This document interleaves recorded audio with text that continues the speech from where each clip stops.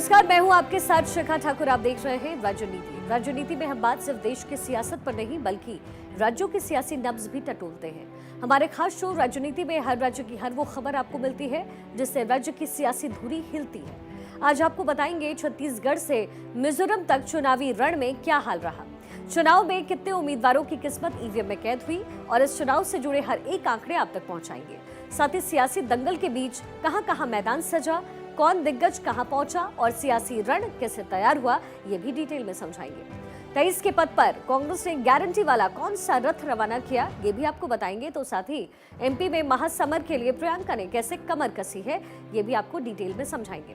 लेकिन सबसे पहले आज अपने शो राजनीति की शुरुआत सियासत के लिहाज से सबसे अहम खबर के साथ करते हैं। और खबर ये कि 23 के विधानसभा चुनाव का बिगुल अब बज चुका है। छत्तीसगढ़ में पहले चरण में 20 सीटों पर और मिजोरम की सभी 40 सीटों पर उम्मीदवारों की किस्मत का फैसला अब ईवीएम में कैद हो चुका है। एक तरफ छत्तीसगढ़ में जहां नक्सल प्रभावित 10 सीटों पर सुबह 7 बजे से दोपहर 3 बजे तक वोटिंग हुई, तो वहीं दूसरी तरफ बाकी 10 सीटों पर सुबह 8 बजे से 5 बजे तक मतदान चला। छत्तीसगढ़ की अगर बात करें तो यहां पहले चरण के 20 विधानसभा इलाकों में कुल 223 उम्मीदवार चुनावी मैदान पर हैं, जिनमें 198 पुरुष और 25 महिलाएं हैं। वहीं पहले चरण के चुनाव के लिए कुल 5304 मतदान केंद्र बनाए गए। और मिजोरम की अगर बात की जाए तो यहां की 40 विधानसभा सीटों पर 174 उम्मीदवार चुनावी मैदान में हैं, जिसमें 158 पुरुष उम्मीदवार तो वहीं साथ ही 16 महिला उम्मीदवार भी अपनी किस्मत आजमा रही हैं। पूरे राज्य में मतदान के लिए 1276 मतदान केंद्र तैयार किए गए हैं। ऐसे में छत्तीसगढ़ में पहले चरण के चुनाव के बाद वोट का प्रतिशत क्या सामने आया और साथ ही मिजोरम में कितनी वोटिंग हुई, ये भी आपको सबसे पहले बता दें। सबसे पहले बात छत्तीसगढ़ की, तो वहां पर 71.11% मतदान हुआ, जहां खैरागढ़ में 76.31% वोटिंग के साथ साथ अव्वल दर्जे पर यह जगह रही। वहीं मोहला मानपुर में 76% वोटिंग हुई। वहीं कांकेर की बात की जाए तो यहां पर 75.51% वोट पड़े। बस्तर में 75.41% वोटिंग हुई। बीजापुर में 40.98% वोट, दंतेवाड़ा में 62.55% वोट डाले गए। कबीरधाम जिले में मतदान का आंकड़ा 72% तक गया। खैरागढ़ में 76.31% वोट परसेंटेज रहे। कोंडागांव में 75.35% वोटिंग हुई। नारायणपुर में 63.88% वोटिंग हुई। वहीं राजनांदगांव में 75.10% वोटिंग हुई। सुकमा में 50.12% वोटिंग हुई है। तो अब उम्मीदवारों की किस्मत का फैसला ईवीएम में कैद हो चुका है। नतीजों के लिए नेताओं को इंतजार 3 दिसंबर का करना है। अब जब भारत का ये फैसला सामने आएगा, लेकिन उससे पहले देखिए छत्तीसगढ़ का एक ऐसा गांव जहां आजादी के बाद पहली बार चुनाव हुआ है, वहां चुनाव का क्या रंग देखने को मिला, आपको सबसे पहले वो दिखाते हैं। इस वक्त मैं मौजूद हूँ मिनपा गांव में, जहां पे आज एक बड़ी घटना घटी। ग्रामीण इन इलाकों में मतदान कर रहे। सबसे महत्वपूर्ण बात है कि इन इलाकों में, इस मिनपा गांव में जीवन में आज़ादी के बाद पहली बार मतदान हो रहा है और इस मतदान में यहाँ के लोग और यहाँ के ग्रामीण भी शामिल हुए थे। और पूरे ग्रामीण की अगर बात किया जाए तो सभी मतदान में शामिल हुए थे। कुछ युवा हमारे साथ मौजूद है, उनसे बात करेंगे। आप मतदान किए? जी मतदान किए? पहली बार डाले मतदान की कैसे? जी, इससे पहली बार डालन सर। उसके पहले मैं 8वीं छात्र, तब लोकसभा बुरकापाल में जाके डाला। आपका नाम क्या है? दिरदोरा सर। दिरदोरा। जय। कौन सा पंचायत के हैं हम? दुलोर पंचायत सर। दुलोर पंचायत। मतदान किए? जय। और कितने लोग मतदान किए इन इलाकों में? 113 लोग। बहिष्कार विस्कार, चुनाव का बहिष्कार था इन इलाकों में? जय। था कि नहीं जय। था? उसके बाद भी आप हिम्मत करके मतदान किए। जय। कोई जिला नहीं बचा जहां पे नक्सलियों ने अपनी घटनाक्रमों को अंजाम नहीं दिया। लगातार वो चुनाव का बहिष्कार करते आए, इन इलाकों में चुनाव का बहिष्कार करते आए। ग्रामीणों तक हालांकि नक्सलियों नहीं पहुंचे। इस मैं जहां खड़ा हूं, इस इलाके से लगभग 5 से 600 मीटर दूर पहाड़ में नक्सली और पुलिस के बीच मुठभेड़ हुई। इस मुठभेड़ में 3 सीआरपीएफ के जवान घायल हुए हैं। पुलिस ये दावा कर रही है कि 6 से ज़्यादा अधिक नक्सलियों को भी गोली लगी और उनके भी मारे जाने की खबर है। नक्सली और सुरक्षा बलों की गोलीबारी के बावजूद यहाँ के जो मतदाता इतने जागरूक थे कि अपने मताधिकार का प्रयोग करें और प्रयोग किए और इस मताधिकार जो महापर्व है उसमें शामिल हुए। विवेक शुक्ला के साथ मैं बप्पी राय। दो राज्यों में चुनाव के बीच देश में सियासत का दंगल तैयार हो चुका है और चुनाव के इस महासमर में सियासी दल पूरा जोर आजमा रही है।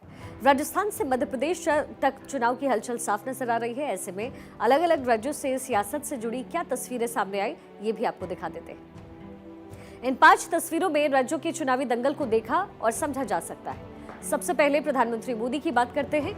छत्तीसगढ़ के सूरजपुर में प्रधानमंत्री मोदी ने रैली को संबोधित किया, जिसके साथ छत्तीसगढ़ के दूसरे चरण के लिए शंखनाद हो गया। दूसरी तस्वीर में आपको गृह मंत्री अमित शाह नजर आएंगे।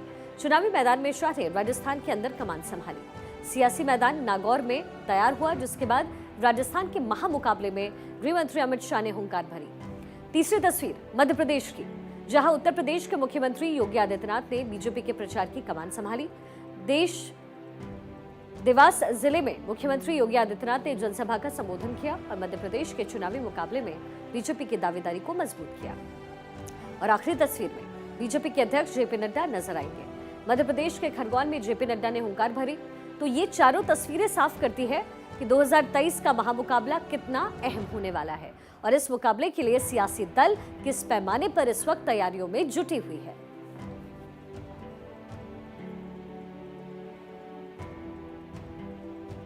छत्तीसगढ़ में पहले चरण के चुनाव के बीच नजरें प्रदेश के सूरजपुर जिले में जाकर के टिकी, जहां प्रधानमंत्री मोदी ने दूसरे चरण में बीजेपी की दावेदारी को मजबूत करने के लिए जनसभा किया। पहले चरण के चुनाव के बीच सूरजपुर में प्रधानमंत्री मोदी की रैली हुई और इस रैली के जरिए पीएम मोदी ने छत्तीसगढ़ को क्या संदेश दिया और विपक्ष को किस तरीके से घेरा, देखिए एक रिपोर्ट।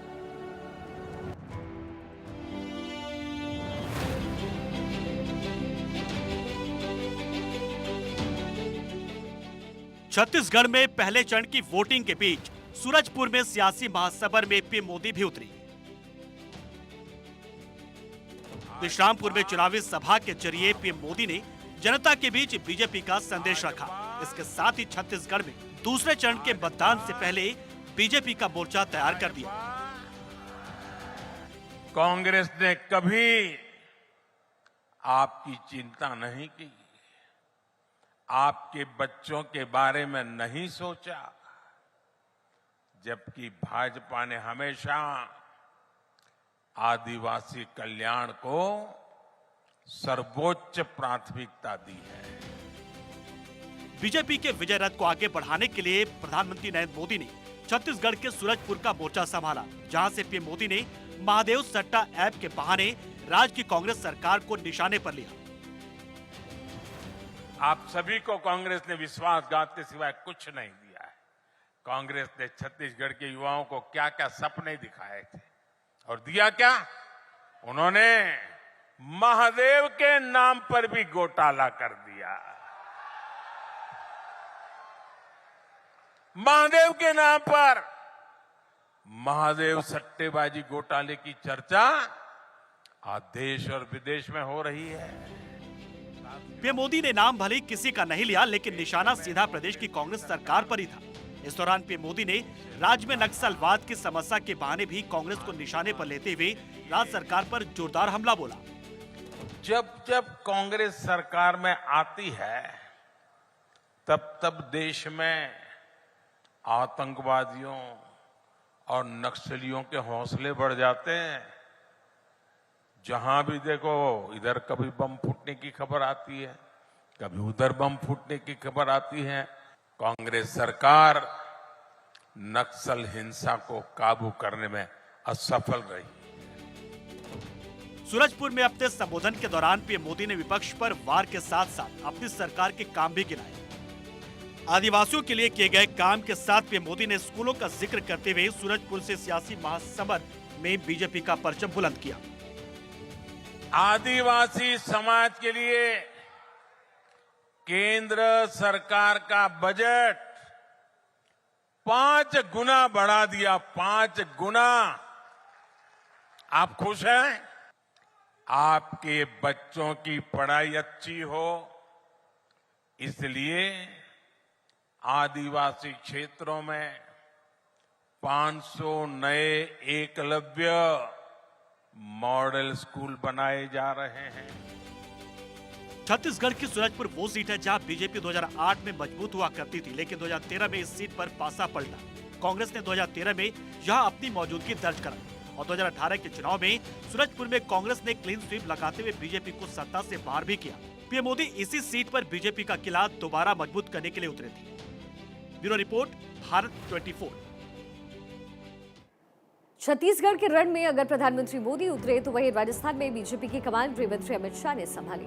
चुनाव में भले ही अभी 25 नवंबर तक का वक्त बचा है, लेकिन बीजेपी अभी से चुनाव की तैयारियों में जुट गई है। इसी बीच राजस्थान के नागौर में हुंकार भरने के लिए गृहमंत्री अमित शाह मैदान में उतरे। अब नागौर के मुकाबले में शाह की एंट्री के मायने क्या है, एक रिपोर्ट के जरिए दिखाते हैं।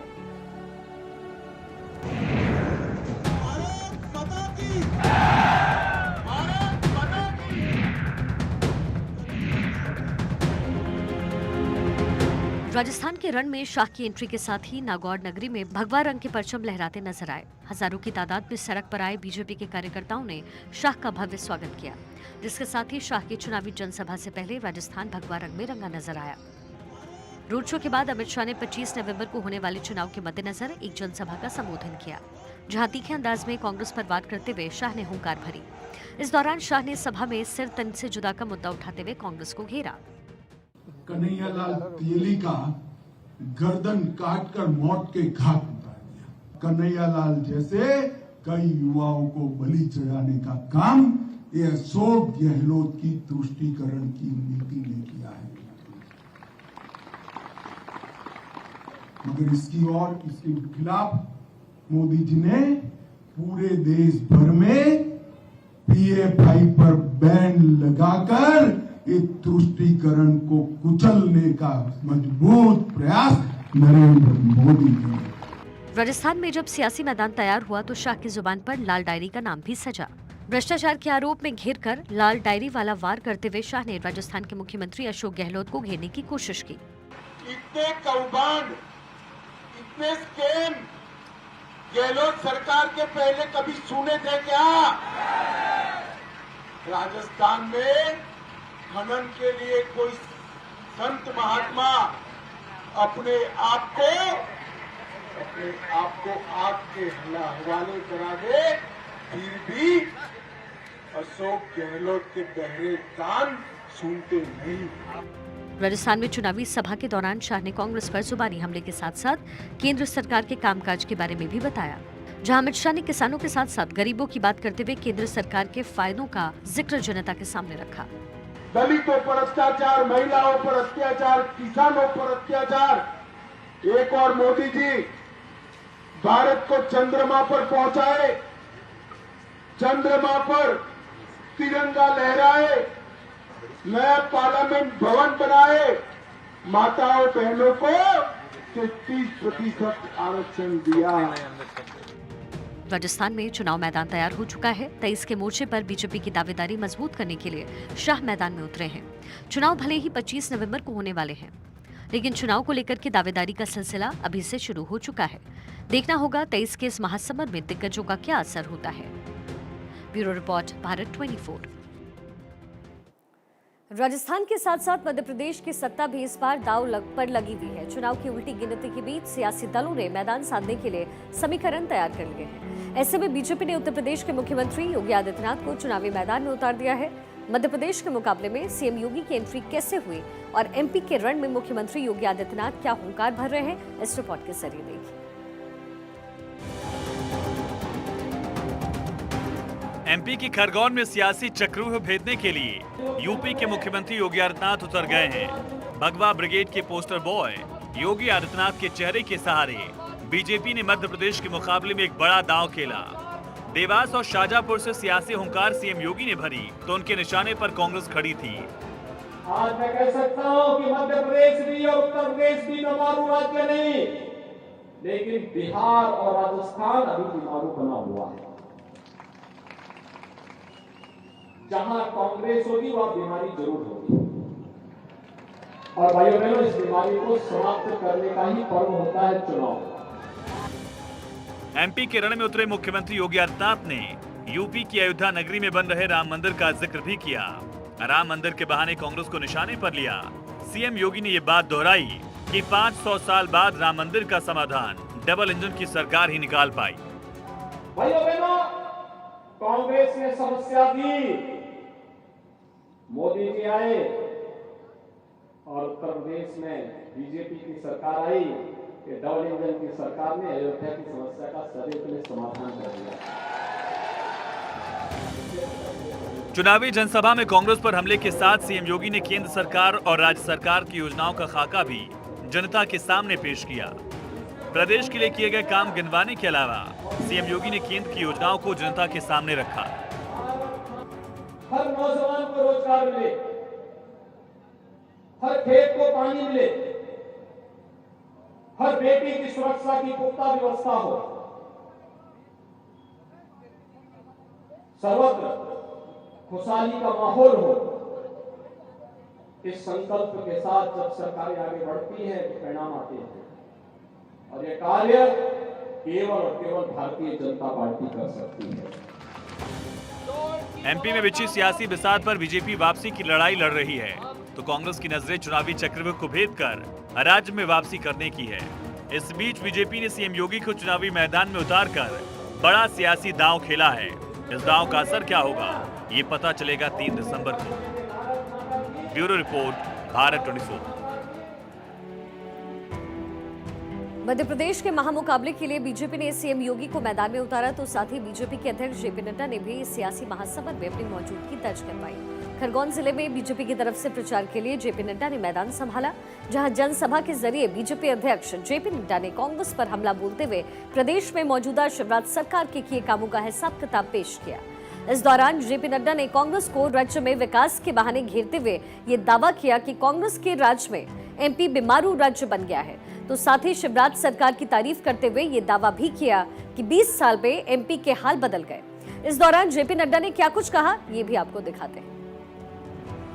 स्वास्थ्य के क्षेत्र में, महिलाओं के स्थिति में, बच्चों की स्थिति में, शिक्षा में आज मध्य प्रदेश अग्रगणी राज्यों में खड़ा है। किसानों के क्षेत्र में मध्य प्रदेश अग्रगणी राज्यों में खड़ा है। इसलिए आपने भारतीय जनता पार्टी की सरकार में अमावस्या से पूर्णमासी तक की आपने स्थिति देखी। वहीं एमपी में धुआंधार प्रचार का दौर जारी है। सिर्फ सीएम और जेपी नड्डा ही नहीं, बल्कि चुनाव मैदान में कांग्रेस की महासचिव प्रियंका गांधी भी चुनाव प्रचार करती नजर आई। मध्य प्रदेश में विधानसभा चुनाव दौरे पर धुआंधार प्रचार करने उतरी प्रियंका गांधी सोमवार को इंदौर के दौरे पर थी। इस दौरान उन्होंने भारतीय जनता पार्टी की सरकार पर जमकर निशाना साधा। हालांकि वो इस दौरान अपने हमलों से ज्यादा मंच पर उनके साथ हुए एक हादसे को लेकर के चर्चा का विषय रही। प्रियंका गांधी मंच पर पहुंची थी और कांग्रेसी नेताओं ने उनका फूलों से स्वागत किया ही। स्वागत के सिलसिले के दौरान ही कांग्रेस के स्थानीय नेता ने प्रियंका गांधी को बिना फूलों का ही गुलदस्ता भेंट कर दिया। इसे देखकर प्रियंका गांधी ने कहा कि आप जो गुलदस्ता दे रहे हैं उसमें फूल तो है ही नहीं। इस घटना के वीडियो में प्रियंका गांधी कांग्रेस नेताओं की ओर इशारा करते हुए ये कहती नजर आई कि गुलदस्ता में फूल नहीं है। अपने भाषण के बाद में प्रियंका गांधी ने इस बात का जिक्र भी किया और कहा कि मैं जब यहाँ आई तो मुझे गुलदस्ता भेंट किया गया जिसमें फूल नहीं थे। इसकी तुलना उन्होंने भारतीय जनता पार्टी की सरकार से की और कहा कि भारतीय जनता पार्टी भी इसी तरीके से गुलदस्ते आपको दिखा रही है जिसमें फूल नहीं है। आपका वोट आपका है, कीमती वोट है, आपकी जिम्मेदारी है और आपके देश के प्रति आपका कर्तव्य है। इस वोट को आप ऐसे इस्तेमाल करिए जैसे एक अर्जुन अपनी नजर को, अपने ध्यान को केंद्रित करके तीर चलाता था, उस तरह से अपने वोट को चलाओ। ये वो तीर है जिसके सही लगने से आपका भविष्य मजबूत बन सकता है। वहीं राजस्थान के चुनाव में कांग्रेस ने अब गारंटी वाला गणित खेला है। सियासी वादे और दावे के साथ चुनावी गारंटियां लेकर के कांग्रेस राजस्थान के मैदान में उतर रही है। लोगों के दरवाजे तक 7 गारंटी पहुंचाने के लिए कांग्रेस ने राजस्थान में कर्नाटक वाला फॉर्मूला लागू कर दिया। प्रदेश के मुख्यमंत्री अशोक गहलोत ने खुद मंगलवार सुबह जयपुर में मोती डुंगरी गणेश मंदिर पहुंचकर कांग्रेस की गारंटी यात्रा को हरी झंडी दिखाकर रवाना किया। अब आपको बताते हैं कि कांग्रेस की ये यात्रा कहां से होकर के गुजरेगी। कांग्रेस की यात्रा राजस्थान के सभी 7 संभागों, 31 जिलों और 140 विधानसभा क्षेत्रों से होकर गुजरेगी और 12 दिनों की अवधि में 4400 किलोमीटर से ज्यादा की दूरी ये यात्रा तय करेगी। 7 नवंबर यानी आज से ये यात्रा जयपुर से शुरू हुई है। अब कांग्रेस की गारंटी यात्रा 8 नवंबर को जोधपुर, 9 नवंबर को उदयपुर, 10 नवंबर को अजमेर, 11 नवंबर को बीकानेर और 14 नवंबर को कोटा होते हुए 15 नवंबर को भरतपुर पहुंचेगी, जहां इसका समापन कर दिया जाएगा। यात्रा के समापन समारोह में कांग्रेस हाईकमान के भी शामिल होने की कयास लगाए जा रहे हैं। अब चर्चा है कि कांग्रेस के राष्ट्रीय अध्यक्ष मल्लिकार्जुन खड़गे और कांग्रेस की राष्ट्रीय महासचिव प्रियंका गांधी भरतपुर आ सकती हैं। 7 संभागों में कांग्रेस गारंटी यात्राओं का मकसद न सिर्फ राजनीतिक रूप से पार्टी की सेवा करना है, बल्कि कांग्रेस पार्टी और लोगों के बीच सीधे संवाद के लिए एक मंच भी बनाना है। यात्रा में लगभग 250 कार्यक्रम होंगे, जिनमें 137 कांग्रेस गारंटी संवाद, 10 रोड शो और सार्वजनिक रैलियां शामिल हैं। पार्टी अपनी 12 दिवसीय यात्रा के दौरान 1000 कांग्रेस गारंटी शिविर भी आयोजित करने वाली है। हमारे आरोप लगा नहीं पा रहे हैं, झूठे आरोप लगाते हैं, हमारे कामों के बारे में कोई बात नहीं कर रहे हैं, हमारी गारंटी के बारे में कोई बात कर नहीं रहे वो लोग, उनके कहने को है नहीं, कहने कुछ नहीं। 7 गारंटी की हमने बात करी है, कोई जवाब नहीं इनके बारे में। तो हमारा मुकाबला बीजेपी के बजाय ईडी से है, इनकम टैक्स है। और इसी बीच एक बड़ी जानकारी मिल रही है। राज्यपाल से सीएम योगी आदित्यनाथ की मुलाकात हुई है। उत्तर प्रदेश में मंत्रिमंडल विस्तार की चर्चा अब इसी बाबत तेज हो गई है। पहले ही ये कयास लगाए जा रहे थे कि मंत्रिमंडल विस्तार उत्तर प्रदेश में होगा और ऐसे में राज्यपाल से उत्तर प्रदेश के सीएम योगी आदित्यनाथ की मुलाकात, जिसके बाद ये अटकलें तेज। जल्द ही मंत्रिमंडल विस्तार होगा उत्तर प्रदेश में मंत्रिमंडल विस्तार की संभावनाएं हैं और इसी बाबत राज्यपाल से मुलाकात सीएम योगी आदित्यनाथ की हुई है।